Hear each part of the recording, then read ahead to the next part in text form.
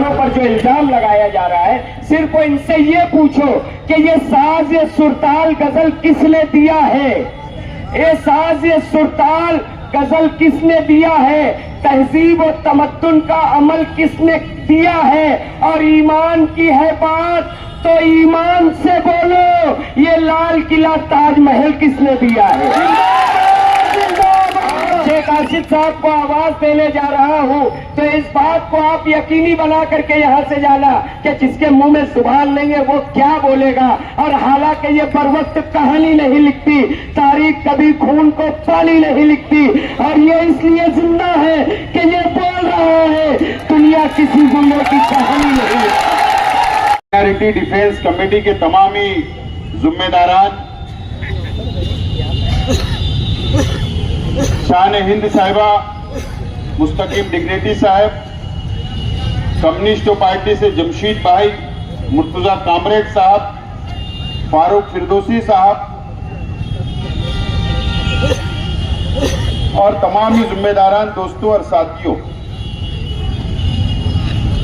मुझसे पहले मेरे साथियों ने आप लोगों के सामने अपनी बातों को रखा। मैं बहुत ज्यादा तफसील में नहीं जाना चाहता।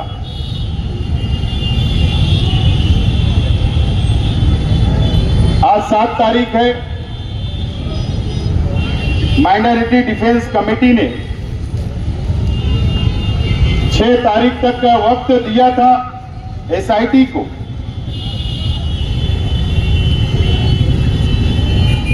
कि हमारे मासूम बच्चे जिनको तालीम हासिल करना है अभी नए तालीमी साल से,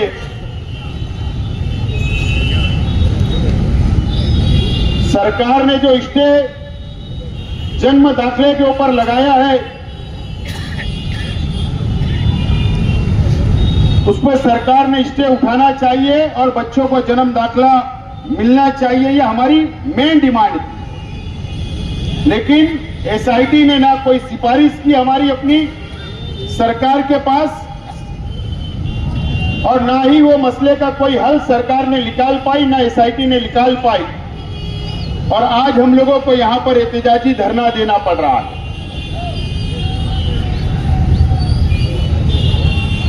आप लोगों को पता है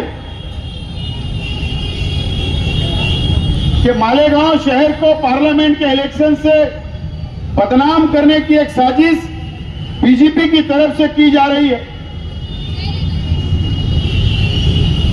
किरीट सुमैया मालेगांव शहर के लिए कि यहां पर रोहिंग्या मुसलमान हैं, यहां पर बांग्लादेशी घुसे हुए हैं, इल्जाम लगाकर सरकार से मुतालबा करता है और सरकार 24 घंटे के अंदर 9 जनवरी को एसआईटी बना देती है और इंक्वायरी शुरू हो जाती है। 4000 रोहिंग्या यहां पर रहते हैं, बांग्लादेशी मालेगांव में रहते हैं। इस तरीके का इल्जाम लगाकर जन्म दाखिले के ऊपर 21 जनवरी को महाराष्ट्र हुकूमत महसूल डिपार्टमेंट स्टे लगा देता है कि अब कोई भी जन्म दाखिला नहीं मिलेगा, नहीं बनेगा। आज सवाल हमारा अपना सरकार से है, एसआईटी से है कि आप इंक्वायरी कर रहे हो, करो। हमारा दावा है कि मालेगांव शहर के अंदर एक भी रोहिंग्या नहीं मिलेगा, एक भी बांग्लादेशी नहीं मिलेगा। ये हमारा चैलेंज है आपको।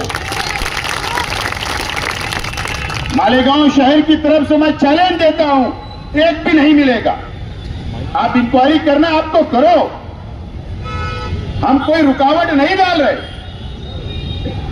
लेकिन हजारों बच्चे जिनका जन्म, जिनकी पैदाइश घरों के ऊपर हुई, उनका क्या? आज वालिदैन बच्चा 4 साल का हो गया, कारपोरेशन में जा रहे नोंद कराने के लिए जन्म का, वहां नोंद नहीं हो पा रही है, प्रांतों में जा रहे वहां नोंद नहीं हो पा रही है। ऐसे हजारों बच्चे जो तालीम से महरूम रहेंगे, जो उनको अपना हक है तालीम हासिल करने का इस मुल्क के अंदर, मुस्तकीम डिग्नेटी साहब सरकार ने इसके लिए आया। मोहतरमा कायरा अलीम आज हम इस एहतजाजी धरने से कलीम भाई इस तरह एसआईटी के तमाम ही जिम्मेदारान से, महाराष्ट्र हुकूमत से मुतालबा करते हैं कि आप ये स्टे को उठा लो। ये सिर्फ मुसलमानों का मामला नहीं है। अगर सरकार ये सोच रही कि स्टे लगाने से जन्म दाखिला नोंद हम बंद कर देंगे मुसलमानों का, तो आपकी गलतफहमी है। आपने जो स्टे लगाया, पूरे महाराष्ट्र के अंदर स्टे लगाया है, पूरे महाराष्ट्र के अंदर, कि जन्म सिर्फ मुसलमानों का या मुसलमानों के बच्चों का जन्म घर पर होता है क्या? हमारे हिंदू बहनें भी जन्म अपने बच्चों को घरों में देती है, हमको पता है। लेकिन आप गलत रास्ते पे जा रही है हुकूमत ने इसके ऊपर सोचना चाहिए और फैसला करना चाहिए। आज हमारा ये टेलर है, ये धरने का, पिक्चर अभी बाकी है, समझ लेना चाहिए। अगर सरकार ये सोचेगी, बीजेपी ये सोचेगी कि हम मालेगांव की आवाम को डरा लेंगे, बिल्कुल हम इस देश के कानून को, इस देश के संविधान को मानने वाले लोग हैं, बिल्कुल उसका आदर होगा।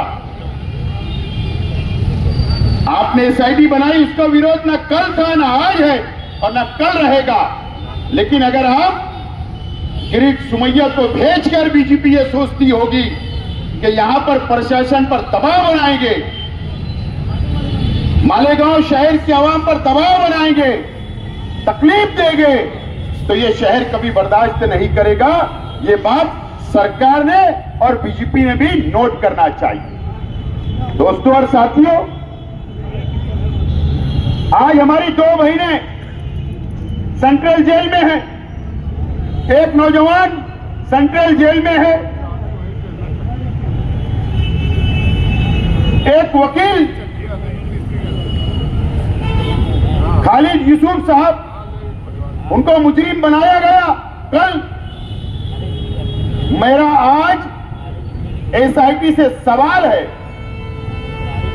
आप अगर नोटिस बांट रहे हो, 4000 लोगों को आप नोटिस बांट रहे हो, आप इंक्वायरी कर रहे हो, बिल्कुल करिए, लेकिन ये 4000 की यादी जो बनी या जो बाहर आई, जो आप इंक्वायरी कर रहे हो, इसको मंजूर किसने किया? मंजूर कारपोरेशन ने नोट किया, जवाब लिख कर दिया, उसके बाद तहसीलदार ने दाखला दिया, कारपोरेशन ने सर्टिफिकेट इशू किया। ये तो मंजूर शुदा प्रकरण है। अगर शहर की आवाम 4000 लोगों को नोटिस देकर आप उन पर एफआईआर करना चाहते हो, तो मेरा सवाल यह है कि मालेगांव म्युनिसिपल कारपोरेशन के कमिश्नर पर एफआईआर क्यों नहीं? मालेगांव म्युनिसिपल कारपोरेशन की हेल्थ ऑफिसर पर एफआईआर क्यों नहीं? मालेगांव शहर के तहसीलदार के ऊपर एफआईआर क्यों नहीं? मालेगांव शहर के नायब तहसीलदार के ऊपर एफआईआर क्यों नहीं? धान्य वितरण अधिकारी एफडीओ के ऊपर एफआईआर क्यों नहीं? अगर एक एसआईटी ईमानदाराना तौर पर इंक्वायरी करना चाहती है, तो जिन लोगों ने प्रकरण को मंजूर किया, सबसे पहले उनको आरोपी करो, उनके ऊपर गुना दाखिल करो। अगर आप ईमानदार हो तो गरीबों पर नहीं, हम लड़ेंगे, हम मदद करेंगे कानूनी हमारे शहर की आवाम की। लेकिन अगर ईमानदाराना अगर आप चौकसी करना चाहते हो तो ये बड़े ऑफिसरान को सस्पेंड भी करो और इनके ऊपर एफआईआर भी करो और इनको भागने का मौका मत दो, इनको भी सेंट्रल जेल भेजो। जब हम मानेंगे कि आप ईमानदार हो, नहीं तो हम ये मानेंगे कि एसआईटी बेईमानी कर रही है, हम ऐसा समझेंगे और ये मालेगांव शहर वासियों के ऊपर नाइंसाफी कर रही है, ऐसा हमारा मत होगा।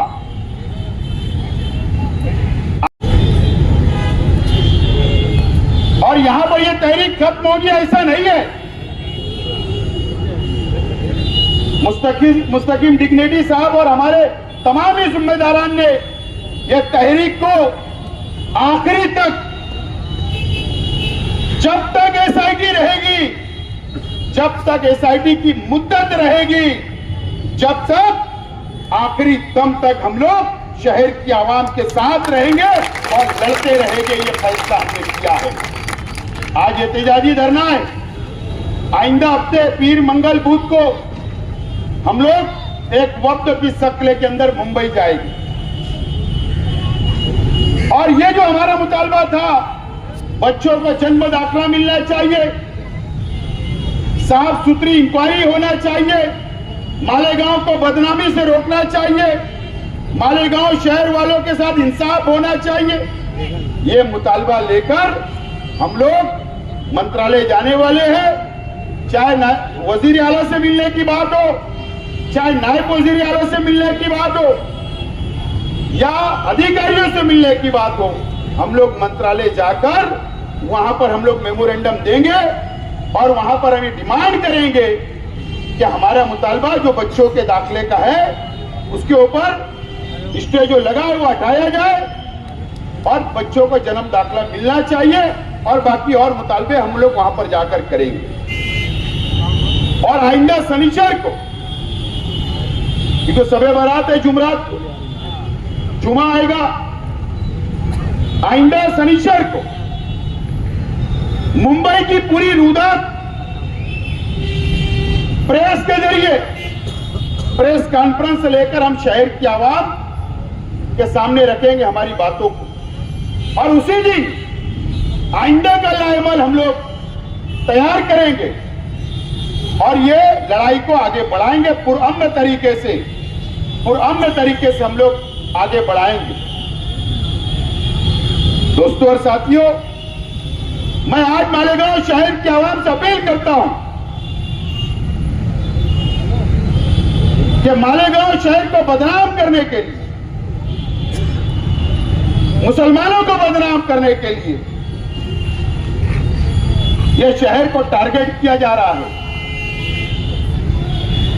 अभी मैंने देखा एक साथी ने हमें नोटिस बताई कि हमें भी बुलाना हुआ। कई लोगों को पुलिस स्टेशन से, कई लोगों को कारपोरेशन से फोन जा रहे। बिल्कुल आप लोगों को घबराने की जरूरत नहीं है। आप लोग कल से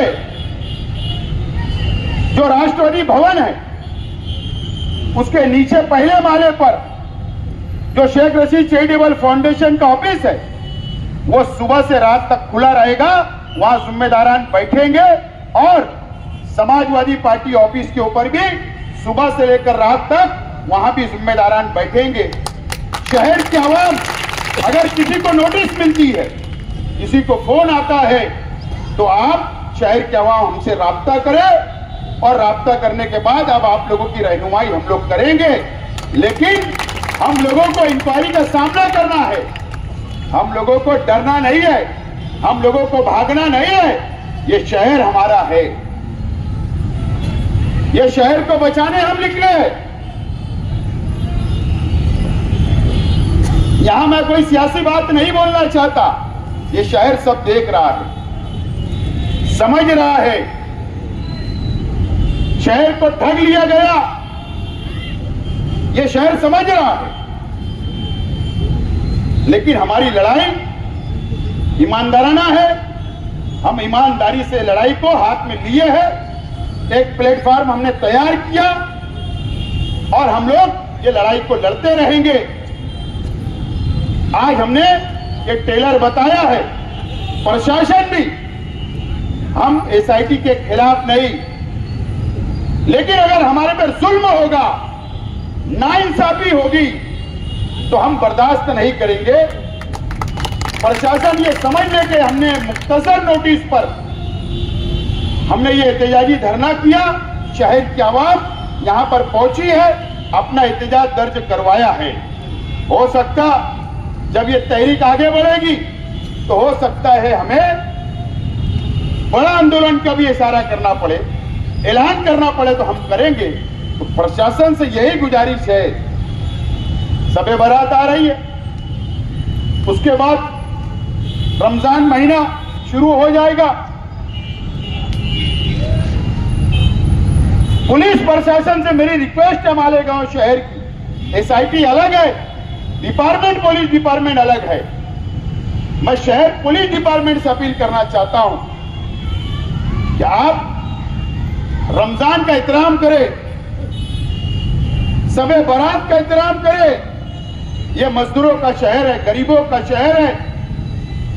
ईद का सबसे बड़ा त्योहार हम मुसलमानों का आता है, उसके लिए हमको अव्वल से तैयारी करना पड़ता है।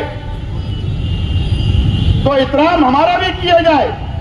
हम भी संविधान को मानने वाले हैं, हम भी इस देश से प्यार करने वाले हैं, हम भी शहर से प्यार करने वाले हैं।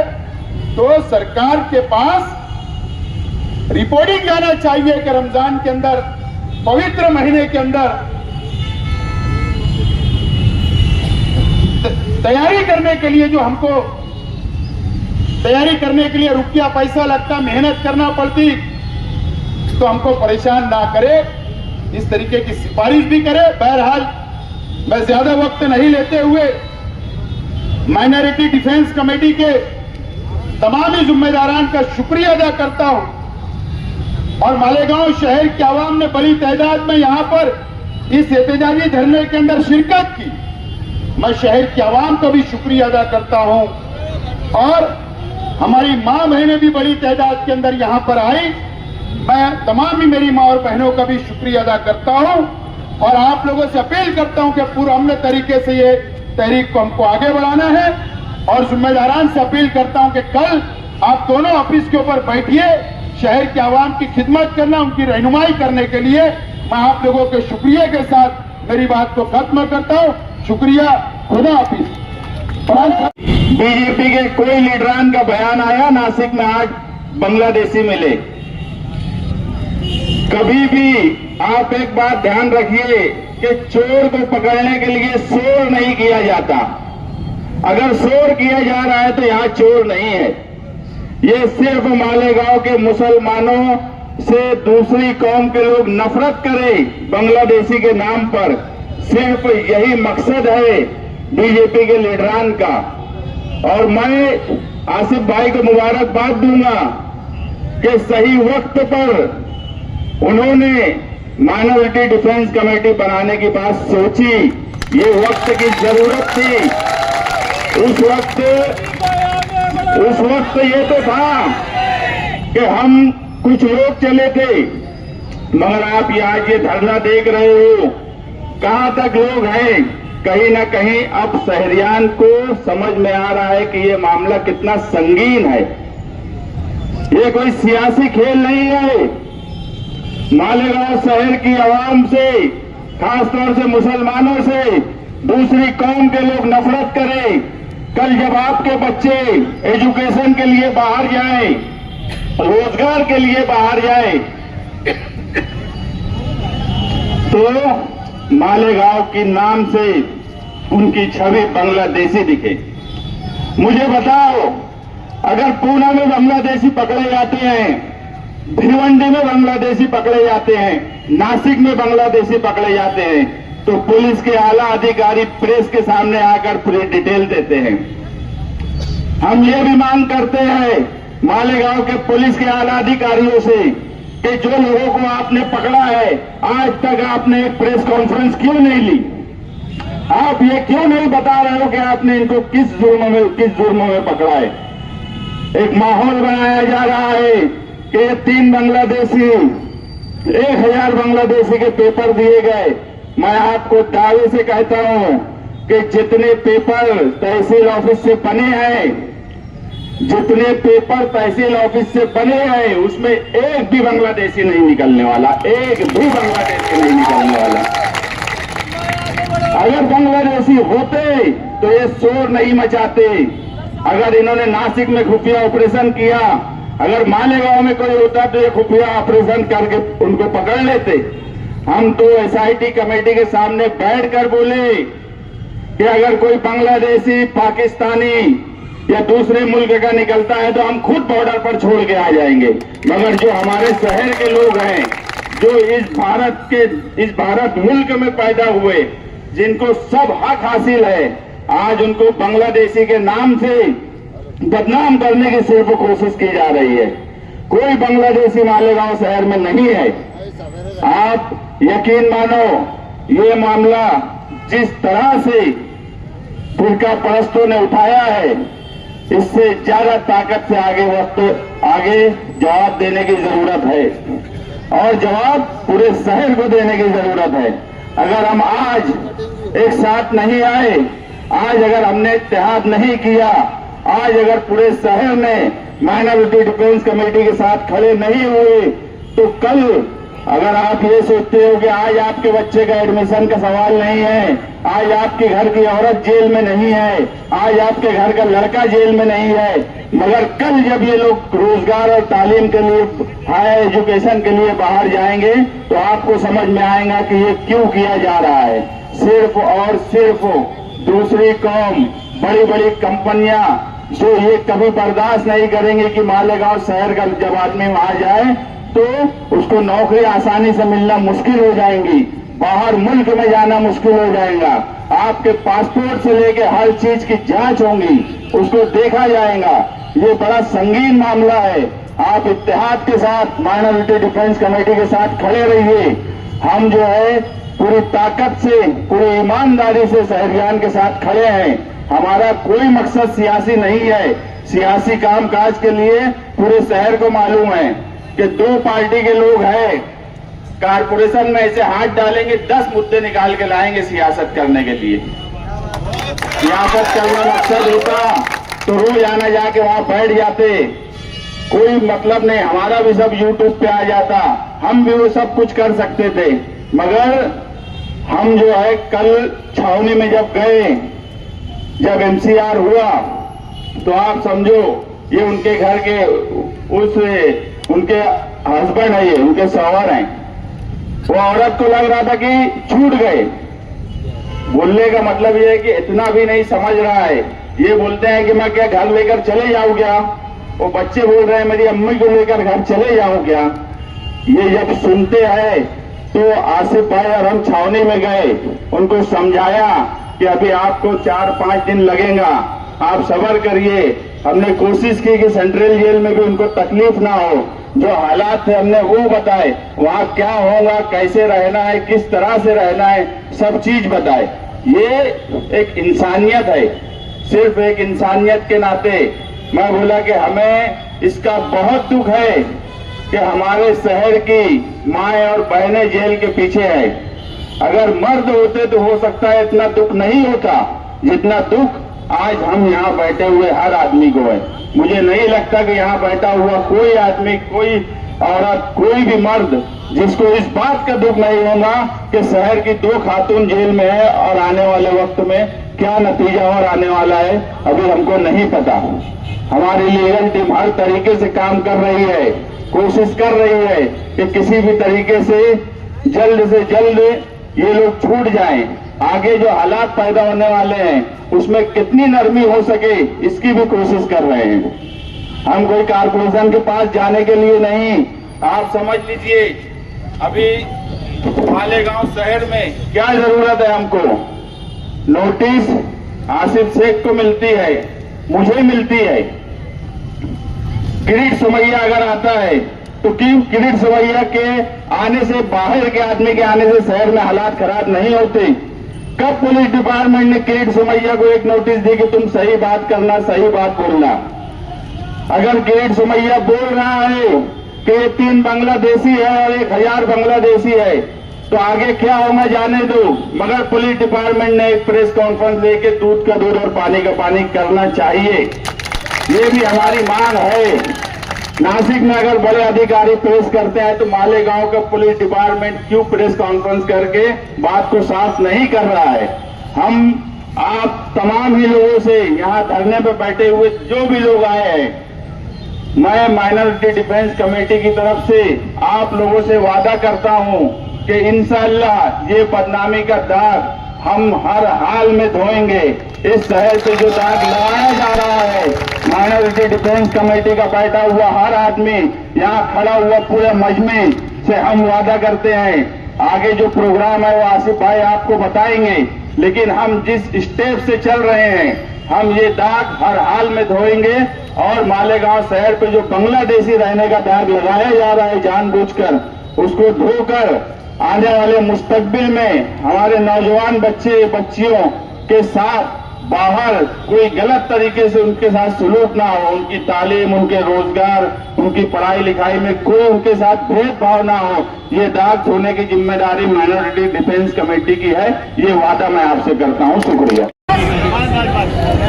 साथियों, आज माइनॉरिटी डिफेंस कमेटी का अलामती धरना मालेगांव शहर को बदनाम करने की कोशिश की जा रही है।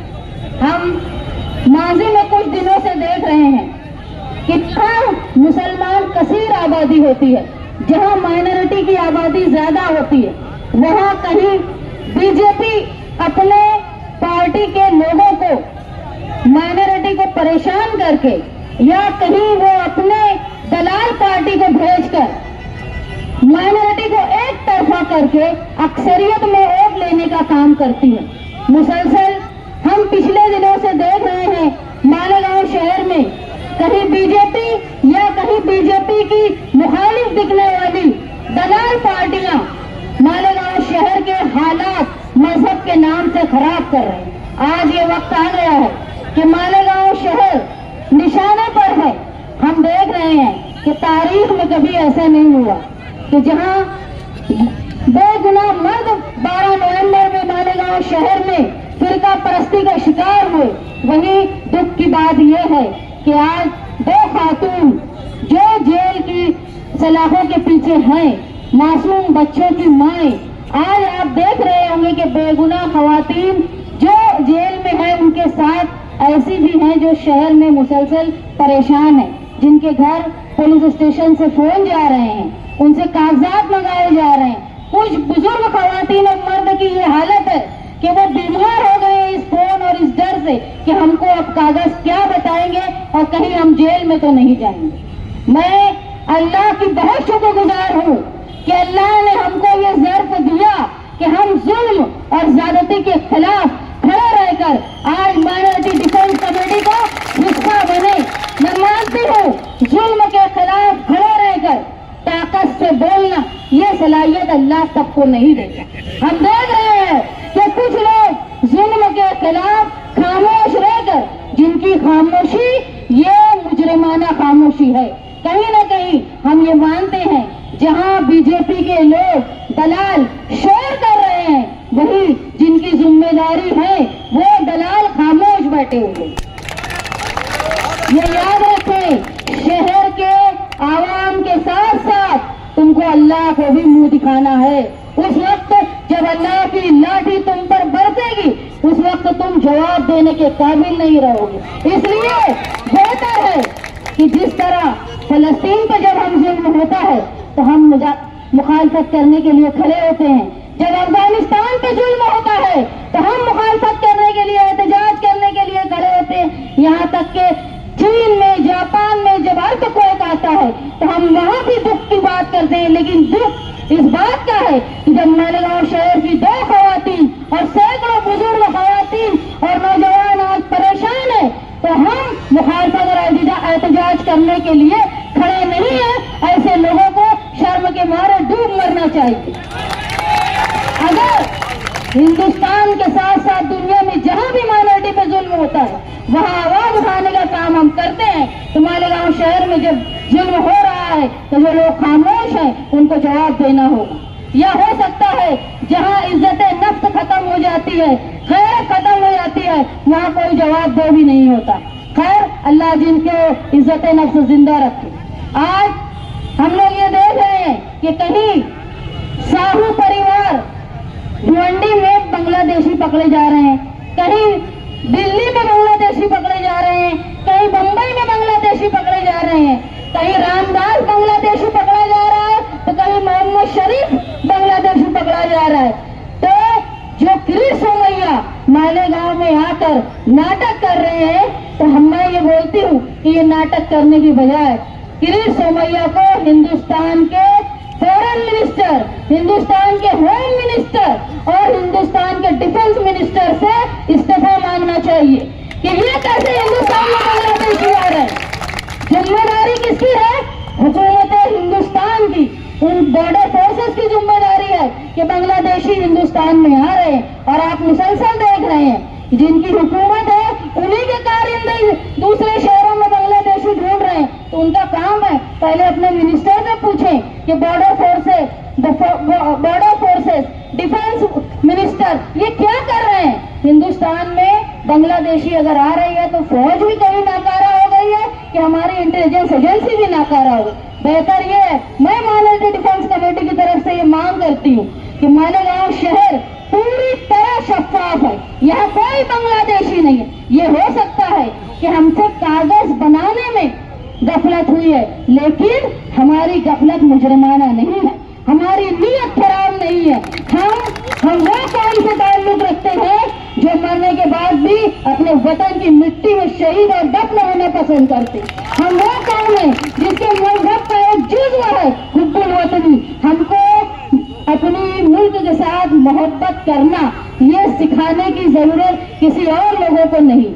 हिंदुस्तान का जो हमारा आयन है उन्होंने हमको बराबर हक दिया है। आज आप देख रहे हैं कहीं कुंभ मेले में हजारों लोगों की, श्रद्धालुओं की मौत, कहीं बेरोजगारी से हिंदुस्तान परेशान। इसको दबाने और छुपाने के लिए मुसलमान माइनॉरिटी पर लोग, बीजेपी के लोग हमला करते हैं ताकि बुनियादी जो तकलीफ है वो आवाम के सामने न आ पाए। मैं ये गुजारिश करती हूँ हिंदुस्तान के इंटेलिजेंस एजेंसी से कि आप अपना काम सही से करें।